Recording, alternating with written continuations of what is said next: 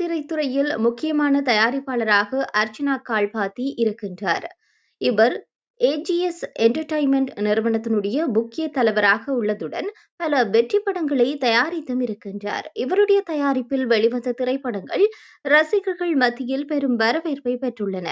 குறிப்பாக பிகில், திருச்சிற்றம்பலம் மற்றும் captain Miller போன்ற படங்கள் அமோக வரவேற்பை பெற்றுக் கொண்டன.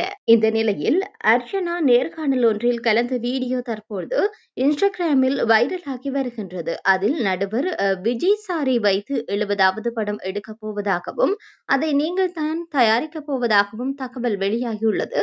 அந்த தகவல் உண்மையானதா என கேட்டிருந்தார். அதற்கு அர்ச்சனா, நான் விஜய் சாரை வைத்து படம் எடுப்பதற்கு தயாராக உள்ளேன் என்றதுடன் அவர் படத்தில் நடிப்பதற்கு முடிவெடுத்தால் நான் படத்தை தயாரிக்க தொடங்கிவிடுவேன் என்று தெரிவித்திருக்கின்றார். மேலும் நடுவர் அந்த நேர்காணலில் நடிகர்கள் மற்றும் நடிகைகளுக்கு ரசிகர்கள் இருப்பதனை பார்த்துள்ளேன். ஆனால் முதல் தடவை ஒரு தயாரிப்பாளருக்கு ரசிகர்கள் இருப்பதனை பார்க்கின்றேன் எனவும் கூறியுள்ளார். இது ரசிகர்கள் மத்தியில் பரபரப்பை ஏற்படுத்தியுள்ளது.